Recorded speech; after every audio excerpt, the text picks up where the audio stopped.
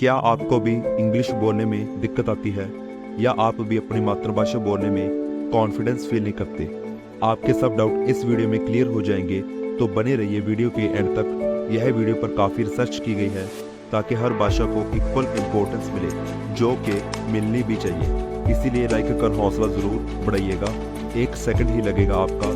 यह वीडियो बार बार देखने वाली है, आपके खूब काम आएगी आपका कॉन्फिडेंस बिल्डअप करने में। Welcome to our channel do you know. पहला सवाल तो यही आता है कि इंग्लिश बोलकर कूल बनने का ट्रेंड कहाँ से आया।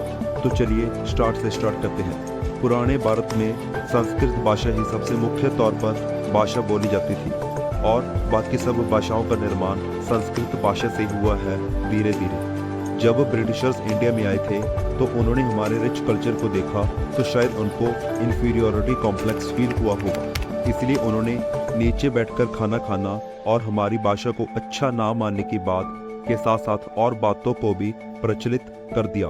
और धीरे धीरे इंडियंस के मन में यह बात बैठ गई कि डाइनिंग टेबल पर बैठकर खाना खाना एक क्लास दर्शाता है और इंग्लिश भाषा में बोलना उच्चतम कोटि का होने का एहसास कराता है कि हम कुछ ऐसा जानते हैं जो कोई और नहीं जानता। लेकिन हर सिक्के के 2 पहलू होते हैं। जैसे ब्रिटिश रूल में सती प्रथा जैसी कुप्रथा बंद हो गई।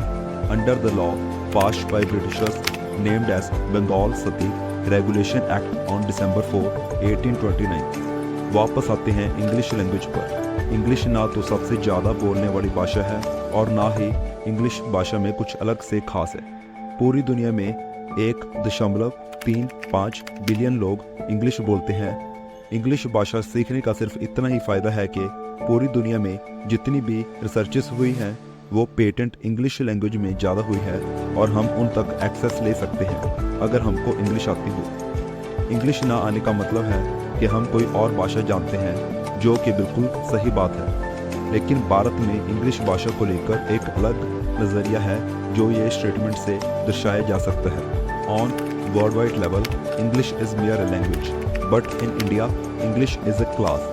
और ये माइंडसेट भी कहीं ना कहीं गलत तो नहीं है, क्योंकि ह्यूमन साइकोलॉजी ही ऐसी है कि जो चीज़ हम खुद अपनी मेहनत से सीखते हैं या कमाते हैं उसके बारे में बढ़ा चढ़ाकर बताना हमें अच्छा लगता है।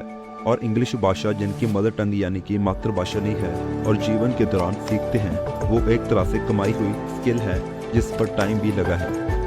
इंग्लिश ना आने का मतलब ये बिल्कुल भी नहीं है कि आप में कोई टैलेंट की कमी है या आप कम सफल होंगे। आर्नोल्ड श्वार्ज़नेगर, जो कि ऑस्ट्रेलिया में पले बड़े एक्टर बने और 21 साल की उम्र में जब अमेरिका में पहुंचे तो बहुत कम नॉलेज थी इंग्लिश की। उन्होंने अपनी आत्मकथा में भी ये बात लिखी है कि कैसे वे संघर्ष करते रहे इंग्लिश भाषा सीखने के लिए। आपको बता दें कि इंग्लिश भाषा सीखने से पहले ही वो एक सुप्रसिद्ध नाम बन चुके थे बॉडी बिल्डिंग के इतिहास में भी। ये तो बात रही इंटरनेशनली फेमस सेलिब्रिटी की। अब बात करते हैं इंडिया के एंटरप्रेन्योर विजय शेखर शर्मा की। 1.1 बिलियन डॉलर्स की नेटवर्थ वाले विजय शेखर शर्मा को इंग्लिश बोलनी नहीं आती। उन्होंने एक किस्सा भी शेयर किया है कि कॉलेज में वो समझ नहीं पाते थे अच्छे से कि टीचर्स क्या कह रहे हैं। In college I didn't understand what the teacher was saying, said Paytm founder Vijay Shekhar Sharma. और आज उनकी कंपनी पेटीएम, जिसकी वैल्यूएशन फिस्कल ईयर 2022 एंड 2023 यानी कि वित्तीय साल 2022-23 के हिसाब से $170 बिलियन यानी कि 13.2 लाख करोड़ रुपए है। पेटीएम की पेरेंट कंपनी 197 कम्युनिकेशंस है। आगे बढ़ने से पहले आप ये बात जान लीजिए कि लेक्सिकोग्राफर का मतलब है वो इंसान जो डिक्शनरी में वर्ड्स ऐड करता है। Now comes the final part, moral of the story.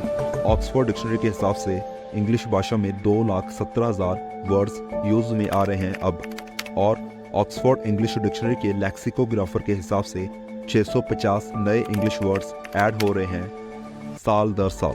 आप कितनी ही वर्ड्स रोज सीख लेंगे और सिर्फ शो ऑफ के लिए कूल बनने के चक्कर में टेक्नोलॉजी, टैलेंट और बाकी सब लाइफ के पैरामीटर्स पर नहीं सफल हो पाएंगे शायद तक, ऐसा मेरा मानना है। अब ये भी जान लीजिए कि इंग्लिश आने के फ़ायदे कहाँ पर हैं। अगर आपको इंग्लिश बोलना अच्छे से आता है और आप बाइलिंगुअल हैं तो 37% मोर चांसेस है कि कंपनी आपको जॉब पर रख लेगी। और द टाइम्स ऑफ इंडिया की न्यूज़ रिपोर्ट के हिसाब से जो इंसान इंग्लिश अच्छे से बोलता है वो 34% ज़्यादा कमाता है इंग्लिश ना बोलने वाले से। ग्लोबलाइजेशन की वजह से 89% जॉब्स में इंग्लिश बोलना आना कंपलसरी है। जाते जाते आप ये अमेजिंग फैक्ट सुन लीजिए, अगर आपको दूसरों के सामने फ्लैक्स मारना है तो दुनिया का सबसे लंबा वर्ड कौन सा है? Pneumonoultramicroscopicsilicovolcanoconiosis. इसे आप इस तरीके से ब्रेक करके पढ़ सकते हैं। इस वर्ड में 45 लेटर्स हैं। दूसरा फैक्ट, 1835 तक इंग्लिश भाषा में 27 अक्षर थे और 27वां अक्षर था एम्परसेंट, जो कि आज एंड की जगह पर यूज होता है।